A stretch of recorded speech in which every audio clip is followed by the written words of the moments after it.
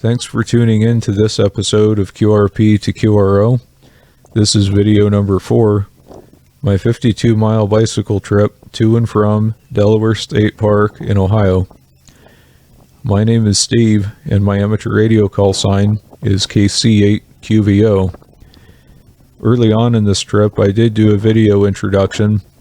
However, my memory card and the camera filled up, and I ended up losing that early footage. So I'll just do a voiceover here and describe the first part of the trip.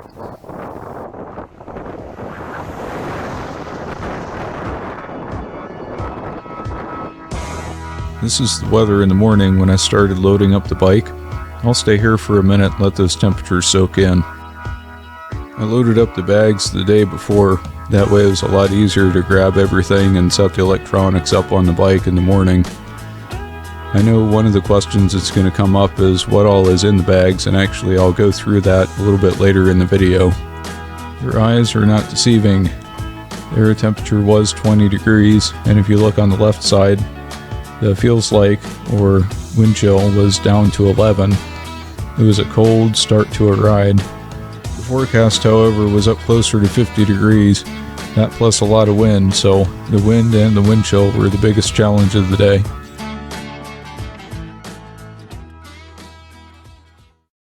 The mileage on this ride was about 26 each way, and at the point in time that my footage picked up, I was just south of Shawnee Hills, Ohio. So between Dublin and Shawnee Hills. Then I rode east over towards the Powell area, then went straight north up into Delaware and continued on to the Delaware State Park.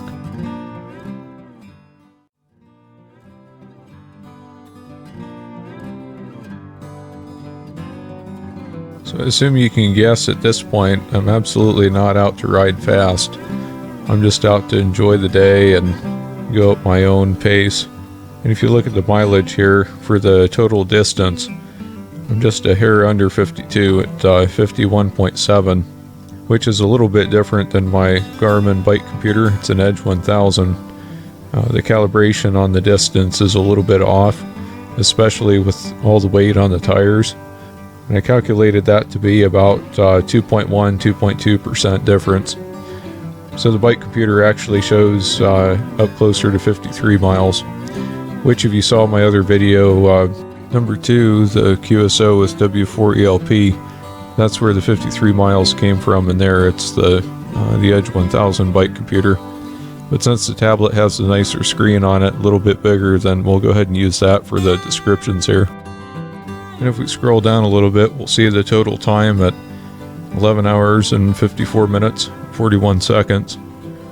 And also, this trip wasn't just a bike ride either, it's also portable operating when I got to Delaware State Park. And you can see that if you look underneath the speed profile label, you'll see the big gap in speed there, and that was my time duration while I was set up and tearing down. If you look a little bit further to the right also, you can see the next larger gap, which is when I stopped for the sunset. I also heated up my coffee and did a few other things while I was watching the sunset. So we'll show that a little bit later in the video. Another interesting point too is the altitude profile. Of course, in the middle, when I wasn't moving because I was stationary at the Delaware State Park. If you look at the altitude profile, you can see that there's actually a little bit difference in all points of it. You can see in the middle there that the general terrain does tend to correlate, but there is a difference in the accuracy over the 3 or 3.5 hours I was at the park, and that's just due to GPS drift. Enough talking about the data, I'll get back to the bike ride. So riding east out of Shawnee Hills, I cross over the Scioto River, and the dam is actually the bridge that I'm riding the bike over here on Glick Road. I cross over and pass by Zambezi Bay and the Columbus Zoo, and continue on up closer into Powell.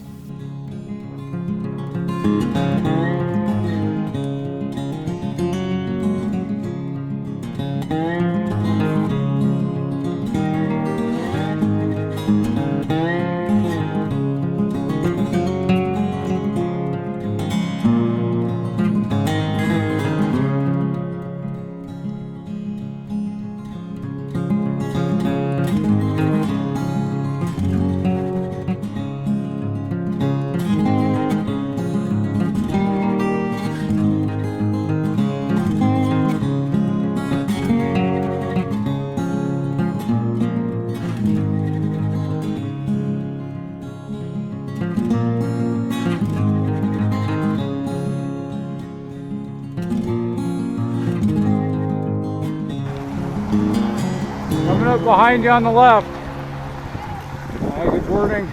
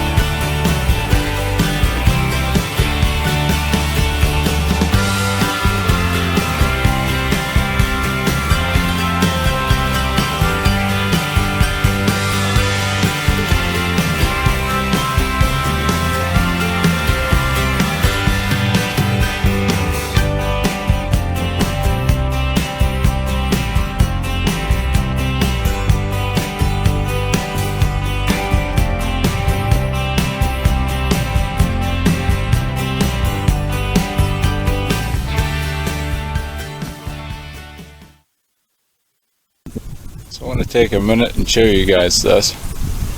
I'll do a 360-degree rotation of my helmet with the camera on it. And as you can see, except for maybe down along the horizon in places, you might see a little bit of haze. But other than that, there is not a damn cloud in the sky. It has warmed up quite a bit. I'm not sure exactly what the temperature is. Check that in a minute on the GPS. But it's definitely warmed up, which is a good thing. And since today is a good day, it's a good day to have a good day.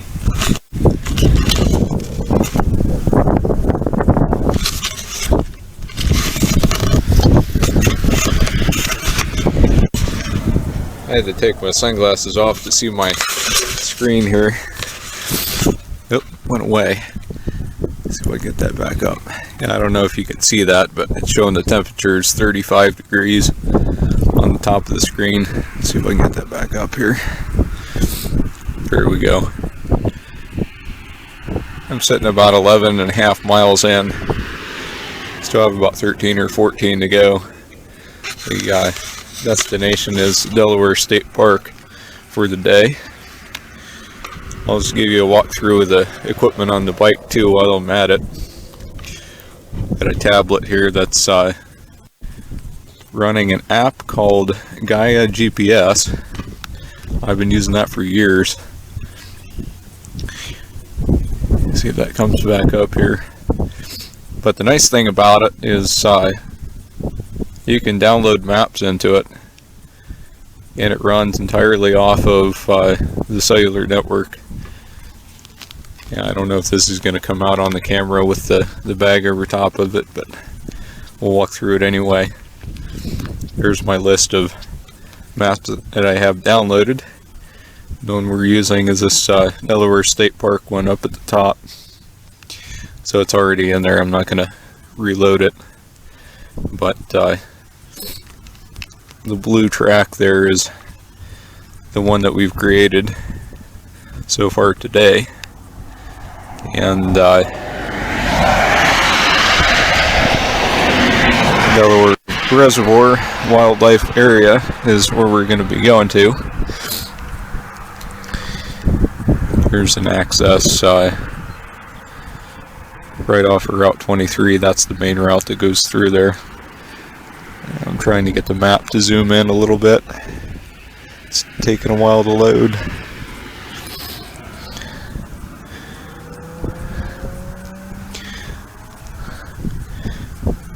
If I recall correctly, yeah, that's it.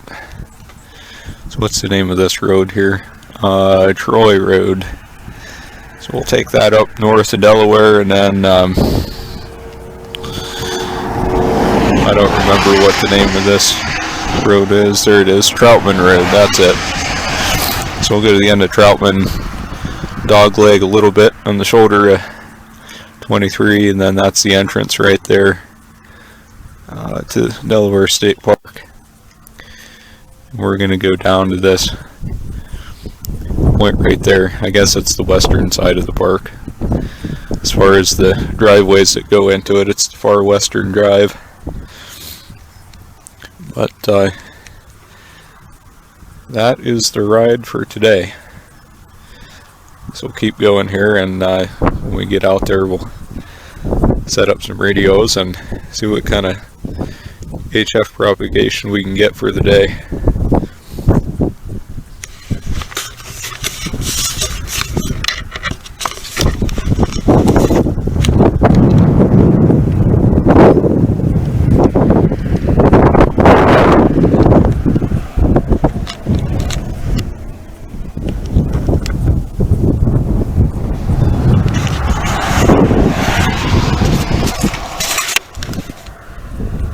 Other thing while I'm thinking about it, there's my handheld, one of them anyway. I've got my Anytone DMR radio in one of the bags too, just as a spare if I want to mess around with the DMR side of things. This is on the Lithopolis, Ohio repeater, KB8WQ's call on that. And the antenna is a diamond dual bander, which I don't remember what the model number is off the top of my head. I don't know if you can see the sticker on. I'll zoom in a minute. You can see the two ground radials that I put on there. So I was having trouble getting it to load, so I made that adapter plate. And these radials actually came off of the ground plane that I set up up north at the cabins over the summer, and it was just a temporary antenna, and it's dilapidated and seen better days, so I kind of recycled the elements from it and used it for this. But that mobile antenna definitely works a lot better than a HT style antenna. Oops, I left my light on too. I don't like leaving that on while I'm riding on the trails. It wastes battery. But you can see the mount, maybe. See if I can get around there a little bit better. I've got my chair strapped on pretty tight, but we'll try and get it from this angle. So you can see it's all just welded bracket. It's wall bracket for shelving. I cut it apart and welded it together. And this vertical piece is just a short piece of it. I use zip ties to attach it, and actually it's a pretty good idea.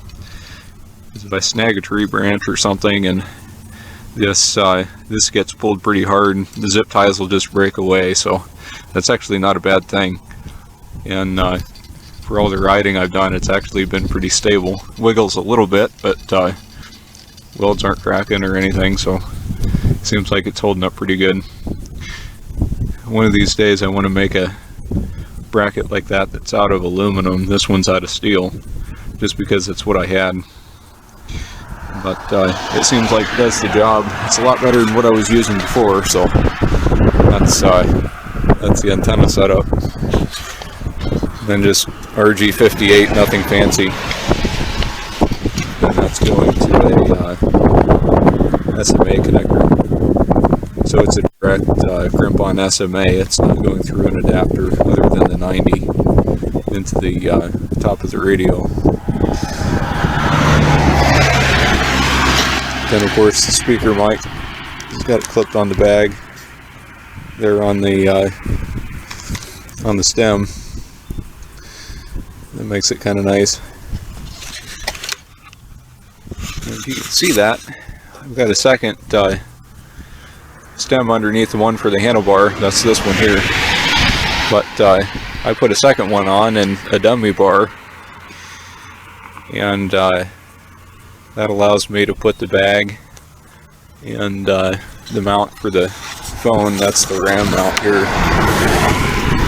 see it's bolted down onto that dummy bar also, but that holds the cell phone. Most of the time I've got my phone in the bag for today, but as you can see, with all the gadgets on there, real estate is kind of hard to come by, so by putting that dummy bar on there, I've multiplied real estate tremendously. But the other thing too that's really nice is the hand clearance on the handlebar, because I don't have interference with the bag, I don't have interference with the ram mount for the phone, so it makes it real nice. Another tidbit too is the PTT switch right there. Get the camera angled correctly, sorry about that, but I don't have it hooked up at the moment. That's the plug for it, but it hooks into the adapter that goes into the Anytone radio, which I believe, if I'm correct, maybe not, it's a Kenwood style 2-prong speaker mic connector is what it uses, and that's different, much different than the single connector that the Yaesu VX6R uses. So obviously there are two different designs. I'm not going to be able to plug in the headset PTT into this radio, but it's there for the other ones anyway.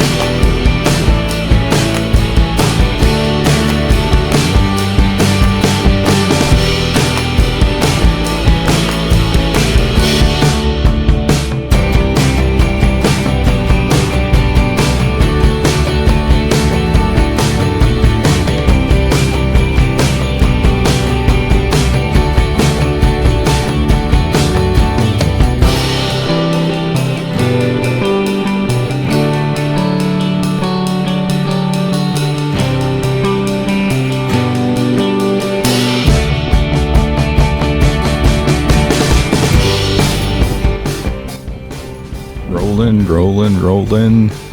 It's nice to see a cup lid so elegantly disposed of.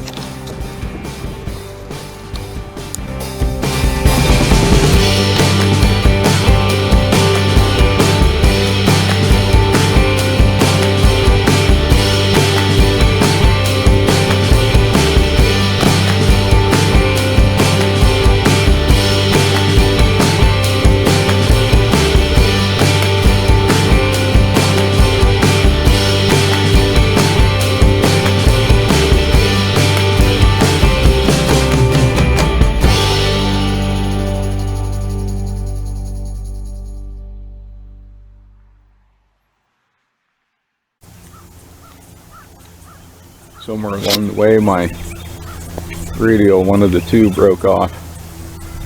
It feels like that second one might go too. Well, we'll keep on keeping on and see what happens. They're easy enough to replace if I lose it.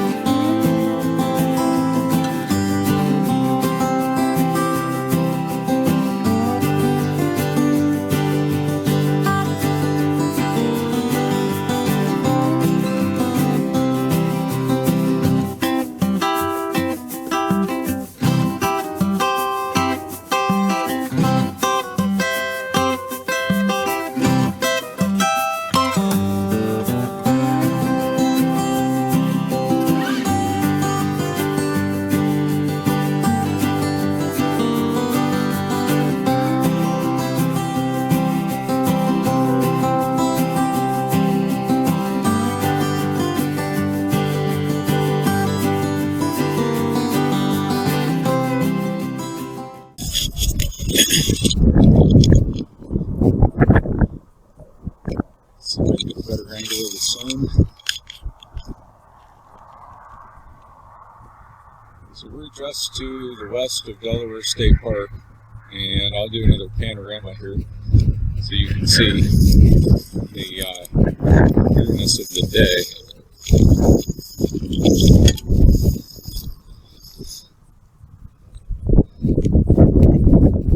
Not a cloud in the sky. Also, I don't know if you can see it, but it's a good thing we're taking a break because there's a train that, well, I guess it was blocking the road down there, but it looks like it had just passed. It's been going across for a while, so kind of neat to see it come through. That's not too usual on this route. I think I might have caught a train or two in the past, but not all that common anyway.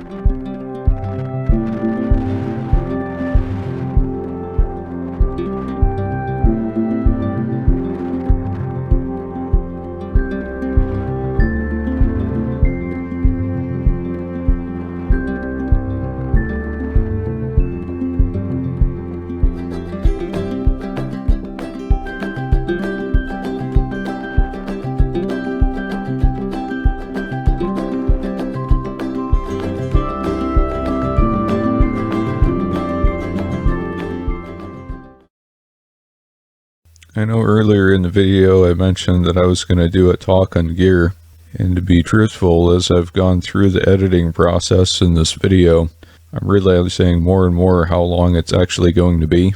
So I've decided at this point I'm actually going to split that off into a separate video. So this one will end up being video 4.1, and then the gear talk will be the subject of 4.2, which will be the unloading of the bags and going through all the detail of what's in there. So this portion of the video I'll just talk about in generality some of the gear that I did take with me on the trip, and for also more detail on the radio side of it, meaning the operating position, etc. Check out video number 2, the QSO I had with W4ELP. As I've been backpacking and camping for many years, one of the aspects that I enjoy is the idea of being self-supported. And by that I mean carrying everything with me that I may need for a day or two. And that's really the bulk of the equipment that I take with me on my trips, is everything that I know I'm going to need, and then a few extras just in case. And especially with weather like this trip, being as cold as it was and such a fluctuation in temperature. Being prepared for that throughout the day and not needing to stop and resupply or duck into a fast food restaurant and warm up and grab something to eat for a while, etc. I just try to carry all of that I need for the trip with me when I go. When I went through the data portion earlier in this video, I did point out that the trip time was just a bit under 12 hours. So if you look at that and consider all the fluctuations that can happen within that time weather-wise, there's a lot of room for things to change, and especially with as cold as it was and the temperature swing for this particular day, there was a lot of difference there that I had to pack for and prepare for. And that's really the mindset that I take with me on all of my trips and adventures, is just that, being prepared for what can happen. And I know certain things I'm going to need, and the other side of it is the what if. So you have to consider all of those options. For anyone that's in just the cycling community that watches this, and you look at everything and think, gee, why in the world would you carry so much stuff on a bike? The other side of it is the saying that pack light, freeze at night, especially on this type of trip where the starting temperature in the morning is 20 with a wind chill down to 11. You look at that and consider the hours that I'm out there, again, just shy at 12. And it does ring very true. You just have to go out and be prepared for everything. And my goal is to do it and enjoy it and be comfortable. And I try to do that without any other additional resources throughout the trip, again, such as stopping at a fast food restaurant and warming up and grabbing a bite to eat. I just carry all that stuff with me on the bike, whether it's a camp stove and clothing layers, a thicker coat, etc. I've got everything that I need and beyond, just to make sure that I can get through the day and be as comfortable as I can be. And on that same point, I'll come back around to this when I do the bag talk in my additional video. But, it's not just the amount of layers that you have with you just for the ride, but you have to adjust those throughout the day, because you think about as you're pedaling, again, for miles and miles and miles and hours and hours and hours, that you're probably going to be at a different body temp as you're crunching out all that energy during the ride than what you're going to cool off to when you stop. And again, with a 3.5 hour stop where I'm not riding the bike and exerting that energy, I have to have the layers to account for that. And that's where the big heavy coat comes in that you'll see in a little bit. But it's just a matter of tuning layers to the exact environment that you need at that exact time. And that's the key to being comfortable out there, really, is just being able to tune layers to what you need and what the weather conditions are. That's there's nothing else more complicated to it. So moving along. Unfortunately, the only video portion that I do have from the time I did stay at the park is actually on my solar power setup. So I'll go through that in a minute. But I'll just show you a few still pictures here of some of the other aspects of the radio setup, such as the deployed antenna. Again, if you watched my video number 2, this is a NorCal doublet, a 40-meter doublet. It's made actually out of computer ribbon wire. So it's a strip of 4 strands of wire, and if you look it up online, again, it's a NorCal 40-meter doublet. You can find instructions on how to make them. They've been around for decades, but it is a pretty small, compact antenna. Here you can see it folded up, and I just wrapped it around some cardboard, nothing fancy, but it is a very lightweight, packable antenna, which is apropos, of course, for the environment being on the bike trip. Also coming out here was to experiment with some radios. The 2 portable radios that I have for this trip anyway are the Elecraft KX3 and an Elecraft K2, which I didn't end up using the KX3 at all. I just kind of set that one off to the side and played around with the K2 on this strip instead. As for antennas, I actually do have a wire antenna that I packaged with my KX3 equipment. So it's just a random length of wire with a counterpoise, and of course the KX3 has the built-in tuner in it also. But between the random wire antenna and the doublet, I thought for sure I could get something up that would function and net some contacts. But I wanted to try the MFJ 971 tuner. I haven't used that in a portable setup for a long time, so I thought I'd toss that one in and try it, which it ended up not working. I think I need to take it apart and clean the capacitors in it, maybe tighten up some screws. So when I get a chance, I'll put that on the workbench and give it a good go through and see if I can bring that back up to snuff. But since the K2 doesn't have a tuner built in, at least that's not one of the options that I have in mind, I brought also the Z11 Pro tuner, which is an auto tuner, but very low power as it uses latching relays. So between the Z11 Pro and the 971 MFJ, I had plenty of options for tuners with the K2. Not mentioned in this video, this will actually be one of the things I cover when I do the bag talk in video 4.2, of course, so stay tuned. But my battery is a lithium iron phosphate, one of the Bioenno 12 amp hours, and that is down, which is why you don't see it in this video. It's buried in the bottom of one of my rear panniers. So I run a wire all the way up to the operating position from that battery. Of course, there's a fuse on the battery at the battery, not up at the top. But with that wire going across the picnic table, I found I didn't have all the plugs that I needed.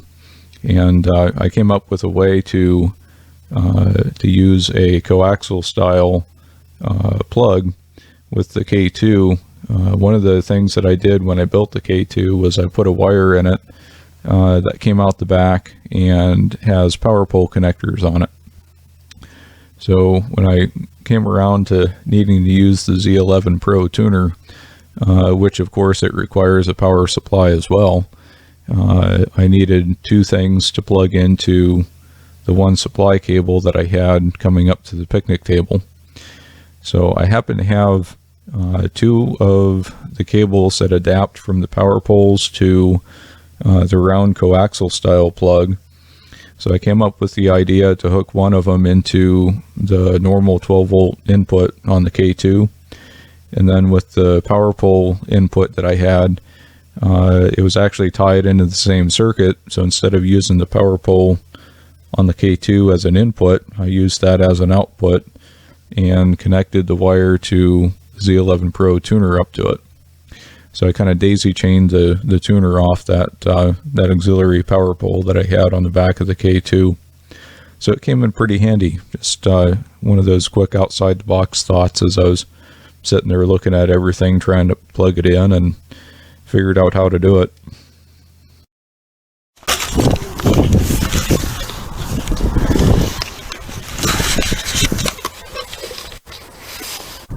Hopefully this comes out in the video, but what you're looking at is the solar charge current and voltage that I have out here in the field.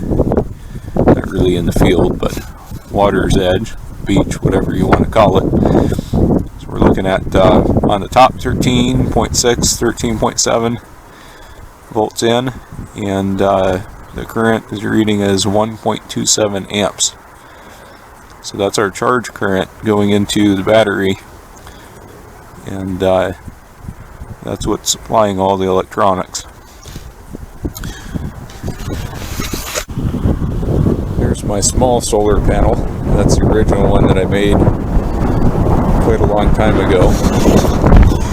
Sorry for the wind, I'm sure that's probably affecting the noise on the camera.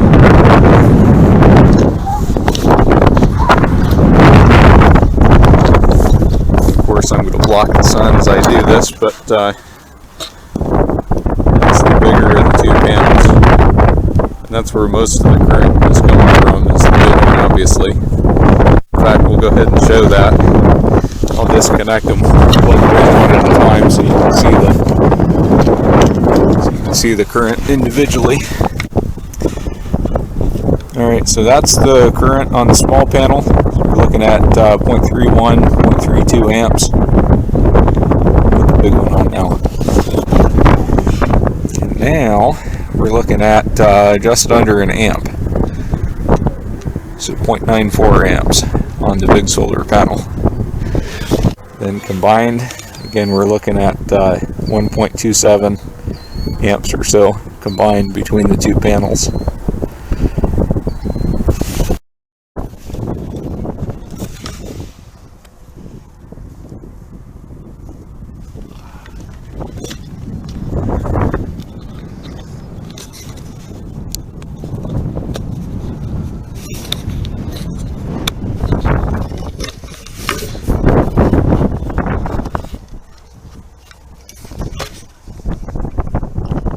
So I wasn't the only ham radio nut that was out for the day. I was perhaps the craziest and most idiotic, having rode my bike through the weather and dealt with the wind and wind chill sitting there by the lake. Jamie 88EC had stopped by the park as well. She saw me from the other end and was curious what I was up to. She stopped by the park for much the same reason, to try and set up a portable station, but with the wind and the wind chill it was too much. And of course, I appreciated the visit. It's always nice to run into other like-minded individuals. Thanks, Fred. Alright, take care.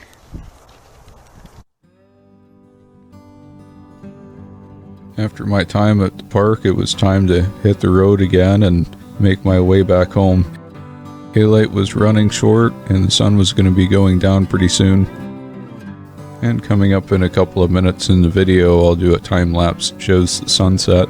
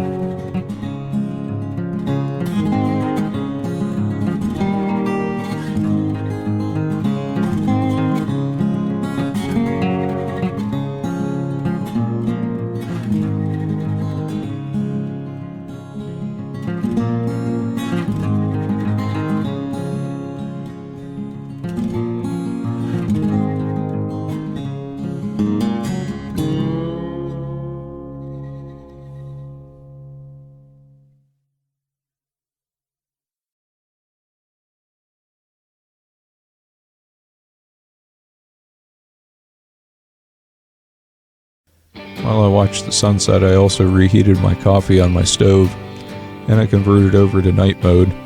I've got a flashlight that I put down on the fork as my headlamp, and then of course the flashing light in the back, which you saw earlier in the video. I also keep a headlamp on my stem, so it's right in front of me and easy to grab if I need a light to get in the handlebar bag or get off the bike for any reason. So I'll continue on with the last bit of the trip here. At this point there's about 15 miles left to go. Something I didn't mention along with the wind earlier is actually with the temperature swing, the wind was out of the south.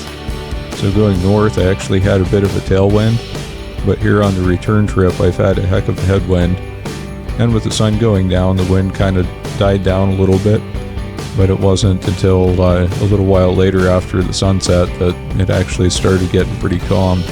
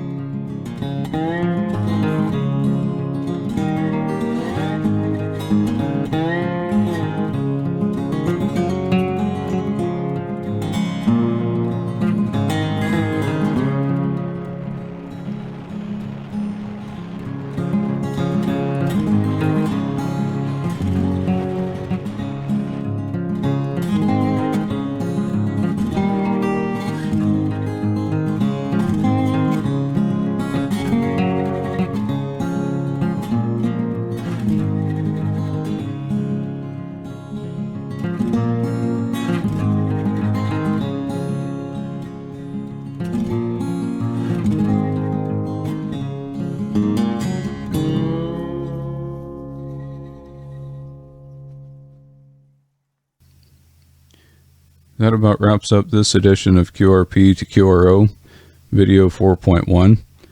My 52-mile bicycle trip to and from Delaware State Park in Ohio.